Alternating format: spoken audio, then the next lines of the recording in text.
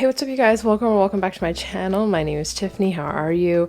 We do fiber arts, yarn podcasts, anything I want on this channel. And today we're doing something a little bit different, so bear with me. I don't know how this is going to go at all, but I've had a couple people ask me what is in my knitting journals, knitting books.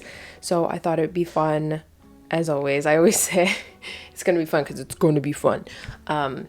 Just wanted to show you what's in my beautiful knitting books and show you guys how I organize my information. Of course, you can use digital stuff like Notion. I think Notion's a really good app if you want to organize your things, but I really like having something that's tangible, crossing something off my list. It just makes me feel really organized and I feel really accomplished when I finish something. So these are the two books I have or have been working on. This was my first one, kind of just like feeling out how I wanted to organize everything, and then I finalized it and essentially like rewrote what was in here and made it nice in this book. So this is the Petite Knit. It's one of her books. Unfortunately, I think she sold out of them, so she doesn't have it anymore. But this was from her first release of one of her work bags, or what are they called? Why can't I remember it? I really liked this print. I honestly regretted not getting the bucket bag, but I did again get one anyway, of a different pattern, and honestly it looks exactly the same. So, and then this guy is just one of these basic Muji books like that you can get for really cheap. I swear it's like $10 or maybe even $5. I don't know.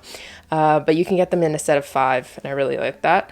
I have another one that I've been using to write down all of my dyeing techniques. So that's been really helpful having them all written down just to know like what colorways to do. So I will show you first this guy. Bear with me. It is kind of ugly. But she did its job. I didn't do the table of contents because I was too lazy. So maybe I'll zoom in a bit so you can see. Sorry, I don't know what I'm doing. This is crazy. Pretty much organize everything based off of designer. I think I'm someone who categorizes things like that just because when I see the brand, I know everything I want from them, and then I've categorized them into different garments. So these are the cardigans, these are the sweaters. I then split that into different sections. So this is what the pattern is, what yarn I need, and then what mohair I need, because most of Petite Knit's patterns need mohair. So I just like to write down which ones I need. I don't necessarily write down exactly, so like per ball, just because I can reference the pattern easy. I usually will just specifically buy yarn for patterns. I don't like to buy yarn kind of willy-nilly. It's always based off of if I have the yarn for that piece. You can see that there's like dashes or like strikes through these. So I will strike out the yarn and mohair first if I have it. So like this, for example, I wrote beige and beige. Very specific. But sometimes I'll put the brand. So like got Knit Picks or Hobby or like the Sunday yarn. So if I want those specific, if I want those specific yarns, I'll write that down. If I have them, I will dash it on these check boxes. Don't ask me why. This is like my thought process, but that's just kind of how I think. And then when I have both of those pieces, then I will cross it out with the green, so then I know I'm not looking for any yarn. So when I'm yarn shopping, specifically if I'm looking at a yarn shop online and there's free shipping over $200, I have to plan out a lot of my pieces. So what I'll do is I'll, cross off what I have and what I get. And then this check mark on the patterns specifies whether I have that pattern or not. So all of these are paid patterns. If I have it, or I think I can finesse it, I will check off that. And then the green dash means like on the pattern itself means that I've finished it and I don't like redunzos with that entire thing. So the novice chunky, finished it, use some Ecolana and some mohair, cross that off, and then we're done. So you can see which patterns I was into, but this is probably like beginning of the year. My other one is slightly more up to date, but I just wanted to show you kind of the thought process. And when I run out of room, I just make sure to leave, I guess, a page behind it, and then I'll just write over on the next side. I don't know if this is like a left-handed thing, but I specifically like to write on this side of the page because I will just smudge everything if I write it on the side, I think. I'm trying to trying to think about how I justified everything. So there we have that. We have the slipovers I've separated, the accessories, Junior. This is my favorite things, knitwear. We have the Lark Bagger, DeBrasse, which we love. Brittany Bathgate is my inspiration. I don't know if this is a little bit, too wild for some people, but I have categorized all her clothing and looked to see which ones I can make. Oh yeah, I was looking at Matilda Drift as well. These are just some inspirations for kind of myself and Typical Bliss, just trying to figure out kind of what mini patterns I can make, what things I need if I want to be selling stuff. This was for the Patreon, trying to figure out what best way to categorize the tiers. And then I also made a Christmas gift list for 2021, just like trying to see what to make for people, if I should just gift them stuff. And so I don't think I finished a lot of those. Oh, and this guy, I started this and we brought it back onto the other book, but this is just a project list that I liked to make, that I wanted to make. Essentially, I started this in September 2021. And then I just wrote down the pieces that I started that month and then crossed them out if I finished them. So I had one page where I could see exactly what I was working on and then kind of determine what I should have been working on and what I shouldn't have been starting. So this one's old, but I'll show you the new one. Okay, and then I'm just showing you this just to see how I thought of everything, but I'll show you the prettier version in the other book. So this is how I categorized the 52 weeks of socks. So I got that book. Again, it has 52 patterns. It's really overwhelming and I wanted to get the most out of that book as possible. So I wrote down kind of the number, sorry, I guess each week, so 52 weeks. I wrote down the name of each pattern, what needle size it needed, and then the yarn size, because I was overwhelmed, okay, looking at the book, honestly, because it doesn't tell you the weight of the yarn. It just tells you the material they used and kind of, I guess, the meterage, which I guess indicates the weight of the yarn, but I needed something tangible. And then I just put numbers down to kind of say how many balls of yarn I needed.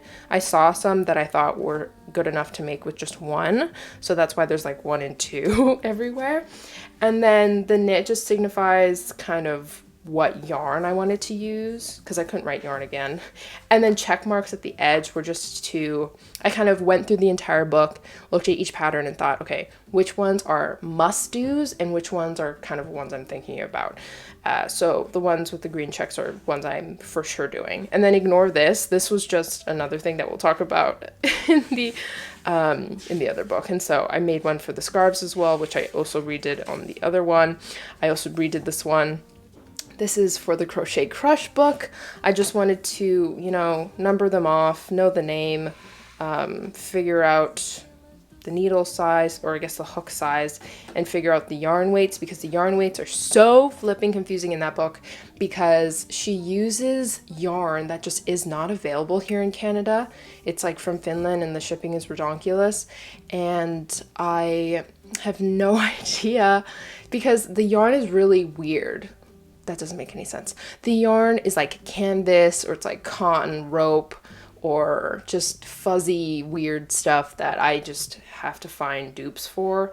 So like the Frutti Lupi, like, sorry, the Lynn Twine 12 ply, like I have to find all these guys. A lot of her patterns I really like. They have different versions, so you can make like a pillow, a bag with the same pattern, just depending on what yarn you use, and she tells you how to do all the differences. So I think I wrote that somewhere, but maybe not here. Oh yeah. So see the keto blanket, cushion, and bag, just so I know the different types. And then I did, just don't judge me, okay? Don't judge me. But if you need any of this, looky here, take a screenshot. This is, oh yeah. So this is My comparison of the Isager yarns and the Knitting for Olive yarns, this is the local yarn store prices, and then this is the website. If you go onto the website of Isager or Knitting for Olive, these are the prices that they offer. I did the conversions for the euros, and that's kind of what it came up to. I just wanted to compare them and see the differences, what if it's worth paying like shipping versus doing a local yarn store and getting free shipping. And so we just determined the different weights as well, because I do really want to try all the Isager yarns or Isager yarns. That's just kind of been on my list. And same with Knitting for Olive. I'm like almost there. I really just need to try two, the heavy merino and cashmere, so maybe one day. But yeah, that's kind of it. I have a bunch of other pages that I can do other stuff with, but I couldn't redo everything. So there wasn't enough pages to do it on the back, or, you know, like rip everything. I wouldn't, but I have done that. I am someone who, if I don't like the first page or the first couple pages, I will rip it out. Because if I wrote it ugly, it's not going to make me happy. So that's when we got this book. I really like Muji. Muji's very basic. And they have some really good stationery, honestly. So yes, I'm a part of the Little Puppy Patreon, Lee Ellickson. I talk about her literally all the time. This is, of course, my brand. And then just some random. This is the boring knit sticker. But hopefully I can add more stickers to this. I just need to make more stickers. That's the issue. I have been wanting to make more stickers so badly, so hopefully I can get on that. So looky here, table of context. This is kind of how I divided it. I think there's still more though. I've added some stuff at the bottom here that I should probably incorporate. So again, petite knit. I kind of kept the same division of that, but I added a baby and a mini junior because they're both different, and I need to know which ones I want to make from her, because I think I'm only ever going to be making her patterns for baby stuff. And then I have petite men, which has like literally nothing because there's only so many. And then we have like Bargain, De Brassé, Knitting for Olive, other designers, Crochet Crush, 52 Weeks of Socks, and Scarves. And then I also like to categorize my knit crate yarn because I get a little confused because there's so many. Okay, oh, beauty. Look at the difference. OMG. Look at how beautiful she is. Let's go reel in so you can see each section beautifully. This is the main show. Thank you for watching. Okay, so this is petite knit. We got the cardigans. I rewrote them in not as chunky marker. I don't know what made me choose the other marker. It's like so redonkulous and so ugly. I really should have just stayed. Like, look at the tragedy of this guy. Just sorry, I'm just adding the brightness. Sorry. This just, we leveled up here. We really did glow up. So for this guy, I just want to mention the pens. Oh my gosh, I didn't even think to mention that. I guess that's something people would like to know. I don't know.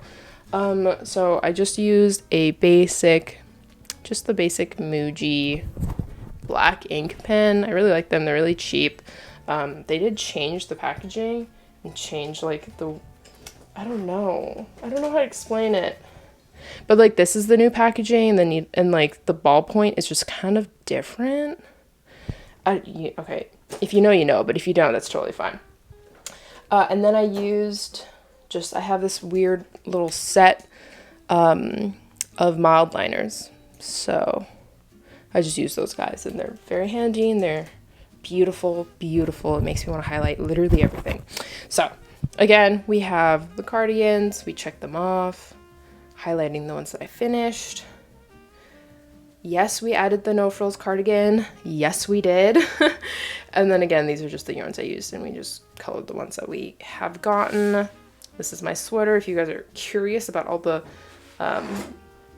things I want to be making. This is like lifetime goals too. Like, I don't anticipate making these like all right away. I just like to have a nice list of everything.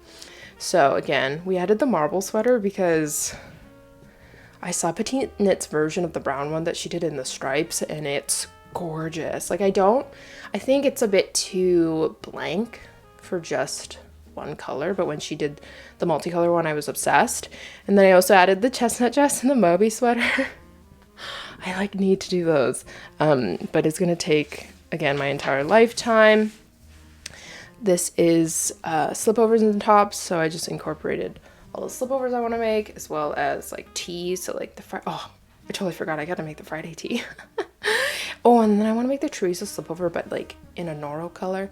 I'm so sorry. This is like, not gonna lie, very invasive. I'm like showing you my everything. This is like my diary, and I'm showing you it all. Okay, so then we got the petite knit accessories, because we're obsessed, and like, how can you not? Like, I just have so many I want to do. But again, I'm not to say that I'm gonna make everyone. It's just kind of like my ideas, what I want to make, and if I can, I just cross it off and do it, kind of thing. Next, she, as you can see, she has not been done, but this is the petite knit baby. Oh yeah, and then I also do NA, so if it doesn't have mohair, I can breathe easy, because I don't have to spend too much money. So I just did that because it felt nice, because this guy was just so blank and so bare. But these are the baby clothes I want to make. I still talk about it. I still want to do it. I still obsess over baby knits. I finished the knit that I wanted to make for Bethany, and it honestly made me want to make more. I need to find a chest or something, and maybe I can convince myself to make some baby stuff. And then this is just the mini stuff, so kind of stuff I want to make for my potential kids if they grow older. But again, I don't want to start that because it seems premature and a little crazy. So, and then empty, but we still appreciate petite knit men. I want to, oh, see, I crossed off the zipper sweater men because I did it for my boyfriend, and I still contemplate giving it to him because I kind of just want to keep it to myself, but I know I deserve a zipper sweater with mohair, so we will give it to him. But I wanted to make these all for him, okay? I wanted to make the anchor sweater for him because I saw Homo Stitch make one in like this beautiful creamy beige, and it was gorgeous, and I wanted it, but he didn't like it, so I might just make it for myself. Who knows? Okay. Again, we have, okay, I'll zoom out a little. This is just my favorite things knitwear. Very nice. I can just keep it in one page, but I do feel like we're running out, so I'm probably gonna have to do it on the next page. I'm waiting. So I didn't write down. So if you guys saw in the previous book, I actually wrote down Lark Bagger designs that I wanted to do, but that was from me going through her Instagram and going through every single piece that she said was in her book and then writing down that name. So I'm waiting for my book to come. It's supposed to release in November, so I'll write that all down and then get ready. I think the yarn is really just going to be leftover, so I really hope she helps out with a colorway. Let me know if you guys have that book, like, because there's certain color designs that she does, and I would like a guide. If there is no guide, if it just says like, oh, just use scraps, I'll be a little sad. Okay, this is DeBrasse. I enjoy a lot of her accessories and home decor stuff, so I just like to know what yarn she uses and get some inspo, but I do have to check these off. I haven't checked them off because I do have a lot of her patterns. Knitting for all of Also Blank. Because we are waiting for the book very patiently. I should probably write the ones that aren't in the book, but for the ones that are in the book, I'm waiting because I think she hinted that they might be coming out with an English version, so we're waiting. That's the answer. We're waiting. These are other designers. Most of it's just like boring knit, specular strick, and then I love Pop Knits. We love her a lot, so she's there as well. Okay, so this guy I haven't really finished, but it's essentially supposed to be exactly like the one in the other book. I just got a little lazy, okay? We haven't done a lot on this one because like crochet scares me and it's very ambitious. Like the rugs are just really intense. I'm still working on that one. It's like not even half done at this point. Okay, and then I'll show you guys just again, this is just a nicer version of my 52 weeks of socks. I really should have had a title. I don't know why we didn't do title. I think I just assumed I would have gotten it. But yeah, numbered, name, needle size. So I really am happy I incorporated the needle size because it's just really nice to see how many have like 2.5, whether they have 2.